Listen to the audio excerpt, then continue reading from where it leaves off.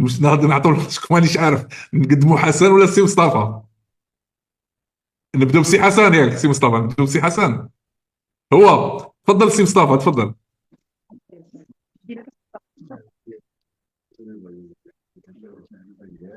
أهلا وسهلا سي وليد.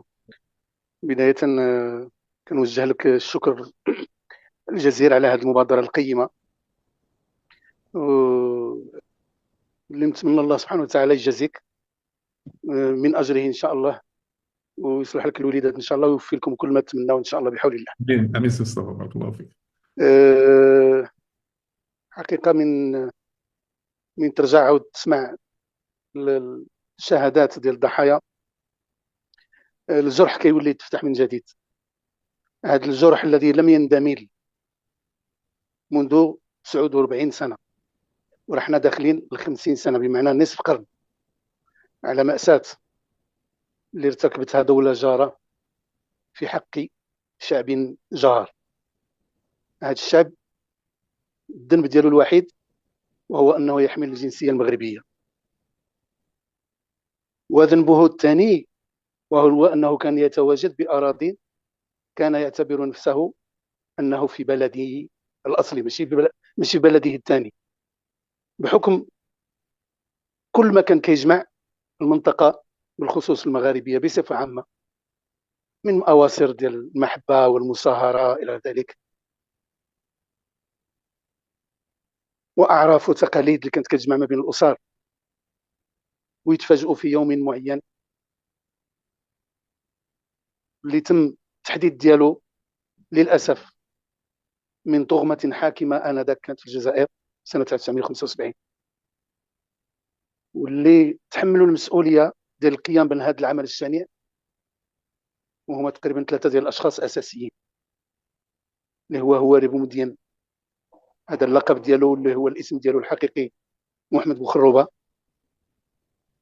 والعنصر الثاني هو الرئيس الأسبق بوتفليقة، والعنصر الثالث اللي هو سير مساعدية، اللي من خلال لقاء أو اجتماع ديالهم سري بيناتهم خداو هذا القرار ارتكاب هذه الجرائم هذه في حق خوتهم مغاربه، وبالمفارقه اللي موجوده على اساس ان هاد الاشخاص بالخصوص هو بومدين وبوتفليقه. سي مصطفى اسمح لي قطعتك هنا، باش يكونوا باش يعرفوا المتابعين انت ابن المجاهد البطل ميمون راني معيسى. جاي راني جاي راني جاي خاص تقدم لنا نعطيهم هذا الاخر باش يعرفوك راني مليح. جاي راني جاي ان شاء الله. قلت لك بخصوص ان هاد الشخصين اللي هو بومدين وبوتفليقه عاشوا في المغرب، وكلاو من الخبز المغرب، وشربوا من الماء المغرب، وتم الايواء ديالهم من طرف المغاربه. اذا هذا العمل اللي قاموا به ما عندوش موازنه ديالو، ما عندوش واحد التسميه اللي ممكن انها تسمى على اساس انها تدخل في اطار الانسانيه ولا في العلاقات الانسانيه، للاسف. على كل حال انا نبدي بالقصه بطبيعه الحال ديالنا احنا كاسره. انا ابن معيسى ميمون.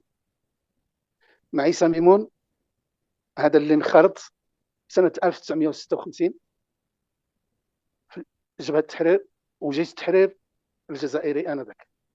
انخرط مباشره بعد الخطاب اللي كان داروا المغفور له محمد الخامس مدينه طنجه، واللي اشار على اساس ان الاستقلال ديال المغرب غير مكتمل ما دامت الجزائر باقي تحت الاستعمار الفرنسي. اذا انا ذاك الوالد على غرار واحد العدد من المغاربه انخرطوا في جيش التحرير، ومن بعد اصبح ضابط داخل جيش التحرير، واللي كان ضابط ديال لو 22 باتايون ديال لا دوزيام ريجيون ميليتار انا. والوالد ديالي الصوره ديالو هي هذه، هو بالزي العسكري الجزائري. ونوري لكم صوره ثانيه، الوالد ديالي راه واقف ومن موراه الفيلق ديالو اللي كان تحت الامره ديالو. غادي جبنا الكلام ان شاء الله للصور الاخرى اللي راهي متواجده. وساهم الوالد بطبيعه الحال كغرار لكل المنخرطين في جيش التحرير انذاك من اجل محاربه ديال الاستعمار الفرنسي والاستقلال ديال الدوله الجزائريه. بعدين بعد الاستقلال في سنه 62 رحلنا لمدينه وهران.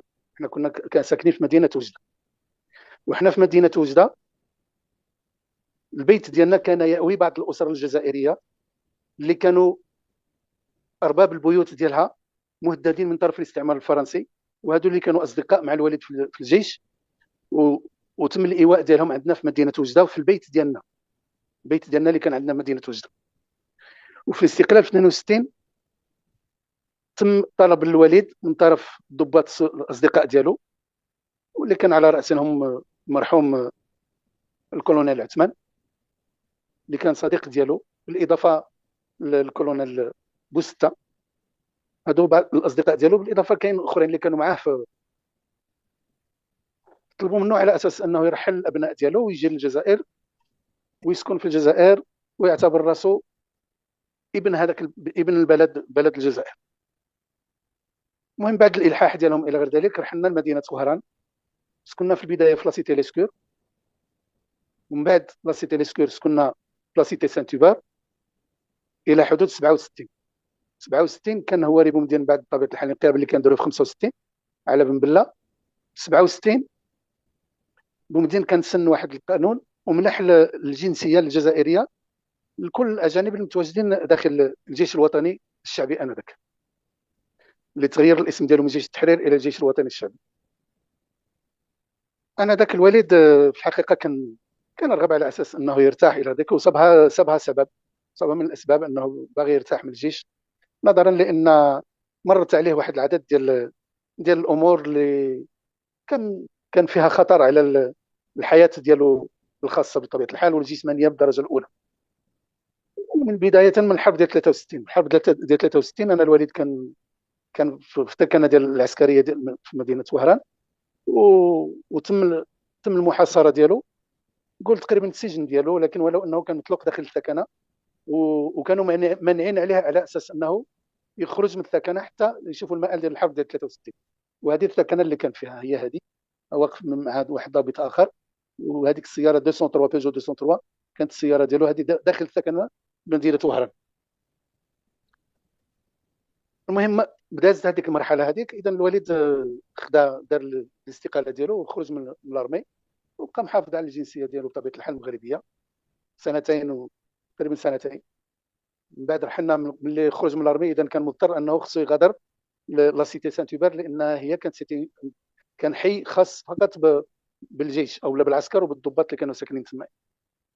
اذا رحلنا بعد ذلك الى مدينه السينيا. ومن السينيا الوالد تمكن على اساس انه يحصل على ريكومونداسيون من لو بريزيدون لوي ميم، هو اللي ممكن باش يشتغل في لاسوناتراك في ارزو. انا ذاك رحلنا لمدينه ستيديا. مدينه ستيديا كتبعد على مدينه مستغانم، ما بين وهران ومستغانم، وهي قبل مستغانم بواحد 17 كيلومتر. كان فيلاج ديستيفاج تقريبا فيه غير لي كولون، فيه غير الفيلات. وفعلا خدينا حتى حنا واحد الفيلا فيها تقريبا 1100 متر كاري ديال ان كولون، وكانوا هادو لي بيان فاكون. اذا خداها الوالد واستقرينا في هذيك المدينه، مدينه ستيديا، و الى حين المسيره الخضراء ديال 75. ومن بعد المسيره الخضراء تقريبا بايام معدوده بدات المضايقات على الوالد الله يرحمه، مضايقات بالخصوص من المخابرات العسكريه والامنيه. دائما كانوا كيجيو وياخذوه، وبعض المرات كياخذوه حتى من لا سوناتراك من اجل التحقيق، اجراء تحقيقات معينه. وللاسف ولفقوا بعض التهم، هما تيقلبوا على اسباب معينه. الى حين 75 اللي جا اليوم ديالنا حنايا في اواخر ديال ديسمبر 75. واحد الليله جاو عندنا للدار. قبل هذيك الليله كان عندنا واحد الاخ ديالنا الله يرحمه، توفى مسكين، توفى في المغرب. كان فريعان الشباب ديالو ديك الوقيته، كان في عمره 25 26 سنه. وهذا تم الاختطاف ديالو لانه حتى هو كان في لاسوناتراك خدام، وتم الاختطاف ديالو من لاسوناتراك واحد العدد ديال الايام. الوالد كان بقى يتلب عليه، من اللي ما استطاعش انه يوجدو حرك العلاقات اللي كانت عنده مع الضباط الجزائريين بخصوص ديال الجيش، اللي كانت عنده معهم علاقات طيبه، وبقاو كيبحثوا عليه حتى وجدوه كانوا خداوه، كانوا غادي يديوه يسلموه للبوليزاريو كاسير حرب، على غرار واحد العدد ديال الشباب مغاربه بطبيعه الحال اللي خداوهم كاسرى حرب وسلموهم للبوليزاريو، من بينهم الحالات اللي كان ذكرهم الاخ ميلود في مستهل الكلمه ديالو. المهم ملي رجع الاخ ديالي صراحه كنا ننتظروا اليوم، الوالد بالخصوص الوالد ينتظر اليوم اللي غادي يكون سانح على اساس اننا نرجعوا للمغرب. فاذا به واحد الليله انا كنت في الثانوي، كنقرا في الثانوي، يلاه جيت، وكان يوم ماطر، كانت الشتاء، الامطار، وكان بارد، واحد البرد قارس. وهذيك الليله الوالد كان يهيأ في مأدبة عشاء اللي كان وجدها لواحد المجموعه ديال الاصدقاء ديالو، من بينهم واحد ضابط ديال الدرك الجزائري، بحكم ان كانت السكنه ديال الدرك الجزائري كانت تقريبا قريبه لنا، وكان تعرفوا الوالد، بالاضافه لو مار اللي هو رئيس البلديه اللي كان جارنا، الفيلا ديالو متلاصقه مع الفيلا ديالنا. وكاين واحد رجل اعمال مغربي كانت عنده هذيك الجنسيه الجزائريه في نفس الوقت، كان متواجد حتى هو، وكانوا معروضين باش يجيو مع العشاء. المهم كان اذان ديال المغرب والوالد كان يهيئ راسو يتوضا. انا يلاه كنت وصلت، دخلت للدار، نزلت المحفظه ديالي في الكولوار، فاذا به نسمعوا واحد الدق في البيبان، واحد الدق رهيب. الوالد طلب منا على اساس اننا حتى واحد ما يفتح الباب، واننا اللي غادي نحل الباب، حتى واحد ما يحل الباب، انا راني عرفت شكون اللي يدق الدق. مشى فتح، ملي فتح الباب دخلوا واحد الربعه ديال لي انسبكتور بوليس، كانوا دايرين دي ترواكار وحالين دوك لي ترواكار باش يبينوا السلاح اللي عندهم تحت المخزون اللي تحت، باش يقوموا بالعمليه ديال الترهيب بطبيعه الحال ديال العائله. قالوا له هيا اولادك، وجد اولادك باش غادي تمشي للمغرب. وقال لهم مرحبا، انا هاد اللحظه راني كنتظرها من هذه شحال، والحمد لله انتم غادي تسهلوا لي المأموريه، غادي نرجع لبلادي ماشي مشكل. آه، ديك الوقيته طلب منهم، قال لهم اودي الا كان ممكن عطوني غير واحد ساعتين، نمشي نجيب واحد الولد ديالي اللي ما كانش موجود معنا في الدار، اللي هو الاخ ديالي حسن اللي راه موجود معنا في المنصه حاليا. هو كان في مدينه وهران، كان كيقرا في مدينه وهران، وكان انترن، بحكم انه كان كيقرا في ليسي تكنيك وكان انترن. على كل حال درك هو غادي يحكي القصه ديالو من بعدي انا. آه، قالوا له الولد ديالك غادي تصيبوا في الحدود، ارى الانفتاح ديال الطوموبيل والكواغط. قال لهم الكواغط راهم في الطوموبيل في لافواتور، والسوارت داوهم له، قالوا له ولدك غادي تصيبوا في الحدود. الوالد طلب من الوالده على اساس انها تجمع الاغراض ديالها وداك الشيء اللي كاين ونمشيو. هذيك هي. كاين حنا الخوت اللي شويه كبار تنتعاونوا مع الاخوان ديالنا اللي كانوا صغار منا. انا قوت جوج ديال خوتي، ومن جيت خارج هذيك المحفظه اللي كانت في الكولوار هزيت المحفظه ديالي وجيت خارج بها، والحمد لله هذيك كانت عربون ديال اتمام الدراسه ديالي ملي التحقت بالمغرب، وكملنا الدراسه ديالنا بطبيعه الحال في البلاد ديالنا. ومن جينا خارجين من الباب ديال الدار، انا ذاك الوالد طلب من الوالده، قال لها بغيتك تزغرتي. هي الوالده قالت له ميمون كيفاش بغيتني نزغرت، كيفاش غادي نزغرت هذه الحاله اللي رحنا فيها وداك الشيء، كيف بغيتني نزغرت.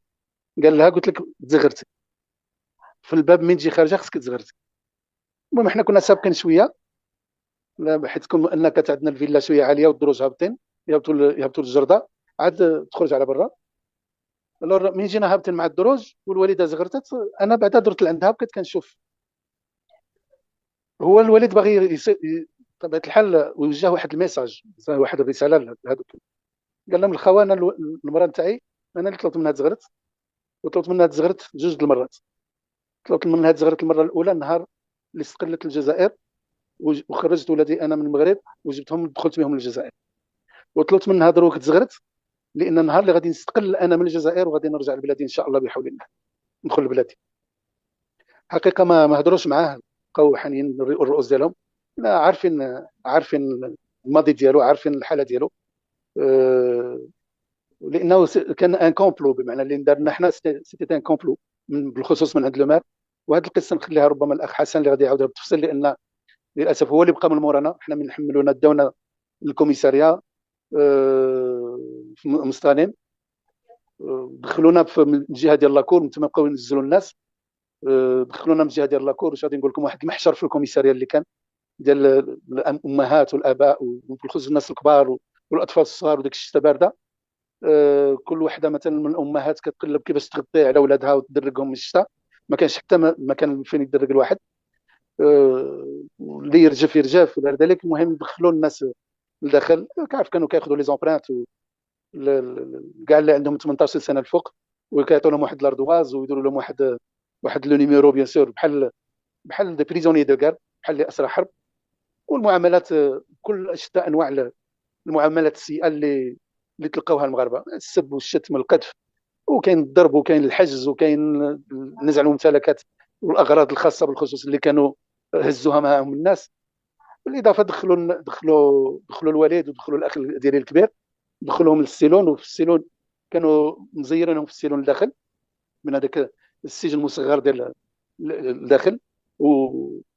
وواقفين الناس كلهم واقفين، لان ما كانش مكان ديال الجلوس. الغريب في الامر انهم كانوا مره تيجيبوا الماء، سطل الماء، وكيلوحوه لتحت باش الناس ما تجلسش. حتى اللي عيا ما يديرولوش بلاصه باش يجلس، وانما الارض عامره بالماء وبارده مكلاصي. حتى الحدود ديك 3 الصباح الى ذلك جاو عاود هزونا في الكيران. من تما حتى الحدود المغربيه. في الحدود المغربيه مظهر اخر، محشر، محشر بمعنى الكلمه. وبكاء ديال النساء والاطفال الى غير ذلك، لانه تما في الناس حست بوليداتها اللي خلاتها من موراها، بالعائله اللي انشطرت على زوج الى غير ذلك. الا كان الاب جزائري كيخليو معاه الاولاد وياخذوا الام، والا كان العكس، الام مثلا الاب مغربي كيصيفطوا معاه الاولاد ويخليو الام. ولكن ان شاءت المشيئه ديال الله سبحانه وتعالى، بحكم ان الامهات ما تيصبروش على وليداتهم. كاين الامهات كثير منهن اللي التحقوا بالابناء ديالهم للمغرب، وبالتالي ما نجحت لهمش هذه العمليه 100%. وكان الاطفال بطبيعه الحال اللي كانوا بوحديتهم جايبينهم تما الحدود. ملي بقينا نسولوا علاش هاد الاطفال راهم غير بوحدهم بلا الاباء ديالهم ما عندهمش، هادو كانوا تيدوزوا عندهم مباشره المؤسسات التعليميه، وتاخذوهم من المؤسسه التعليميه وكيهزوهم في الكيران وتجيبوهم. واللي هو مؤسف انه كانوا يوزعوهم على النقط الثلاث. كاين اللي كانوا يجيبوهم عن طريق بوكانون من احفير، او لا مثلا عن طريق جوج بغال والعقيد لطفي من مدينه وجده، او لا عن طريق فيكي. اذا هنا حاولوا ما امكن انهم يخلقوا هذا الفزع في الاسر المغربيه. وشحال ما تعذبوا الاسر المغربيه الا وهما كيحسوا من ديك اللذه ديال التعذيب ديال اللي كنا كنسميوهم واحد الوقيته خوتنا. ولكن هذا التعبير بقى تيخرج بكل صراحه، تيخرج من الافواه ديالنا بصعوبه. ولكن هما اللي خلاونا اننا نعيشوا هذه الحالات النفسيه، هذه الماساه اللي لحقت الاخوان المغاربه ضحايا الطرد التعسفي من الجزائر. وتما كانوا حالات كثيره اللي بقاو تيحكيو القصص ديالهم في عين المكان. الوغ حنا ملي وصل الكار ديالنا، قبل ما ننزلوا كان طلع واحد اليوتنو ميليتار، وبقى كيتكلم وقال بان ودي حنا كنتاسفوا على هذا الشيء، وهذا الشيء ماشي بيدنا حنا، وانما الملك نتاعكم هو اللي طلب عليكم، وحنا رحنا كننفذوا فقط غير الطلب نتاع الملك نتاعكم. احنا عارفينها، كنا شباب عارفين بطبيعه الحال بان هذا الشيء كل شيء كذب وبهتان. وانما كان الهدف الاساسي من هذه العمليه وهو خلق البلبله للمغرب. ولكن رب العالمين ما وفى لهمش المبتغى ديالهم. وبالتالي زاد في الكلام ديالو، قالوا كنتاسفوا لان دابا انتم غادي تدخلوا وغادي تبقى واحد النهار ولا يومين، وغادي يذبحوكم باش يوكلوا الناس اللي غادي يجيو من بعدكم، لان المغرب راه فيه المجاعه وفيه. بمعنى كيحاول ما امكن انهم يرهبوا الناس، بالخصوص الشباب ولا الناس اللي ما عمر دخلوا المغرب، ما عمر شافوا المغرب. كاين اللي ما يعرفش المغرب نهائيا، وكاين اللي ما كانش عارف راسه بانه مغربي حتى شاف العائله ديالو تطرد، لان الناس اللي كانوا صغار بالخصوص الشباب ما كانش عارفين رؤوسهم ديالهم مغربيه.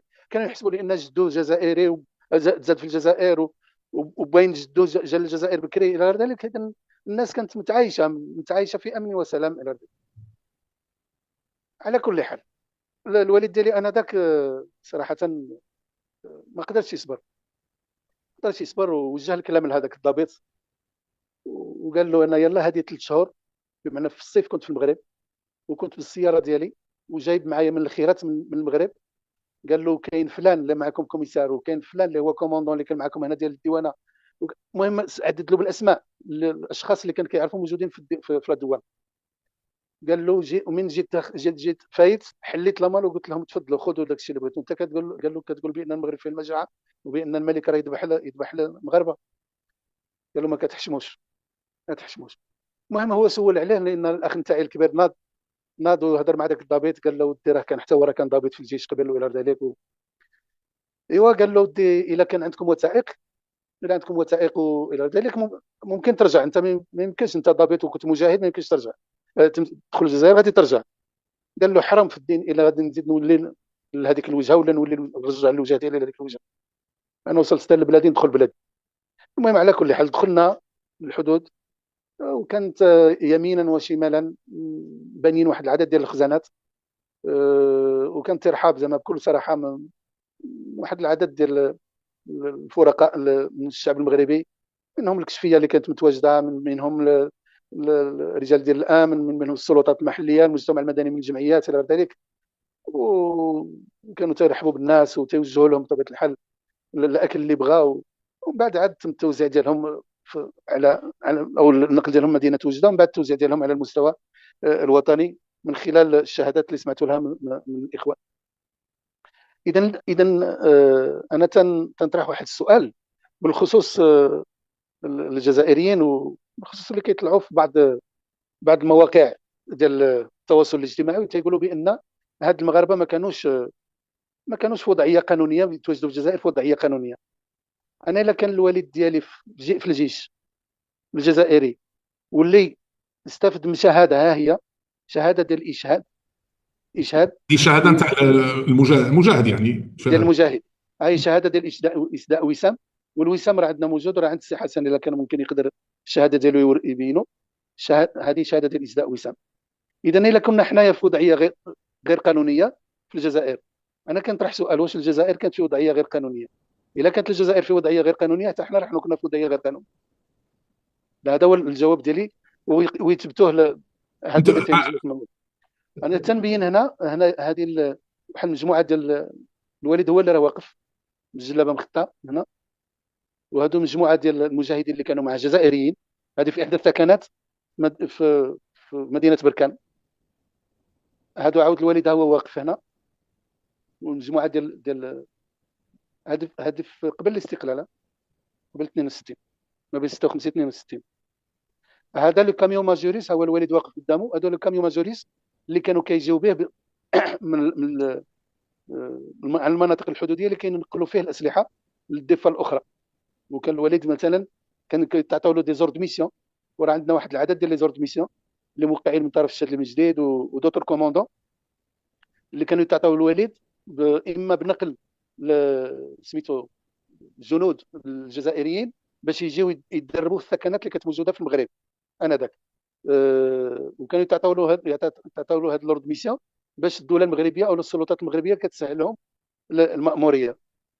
هنا في احدى الثكنات هنا في راس عصفور، هذه عاود نفس الشيء. هذه كلهم صور اللي كان خدام الوالد انذاك. هذا هو البيت ديالنا اللي خداوه هنا في الجزائر.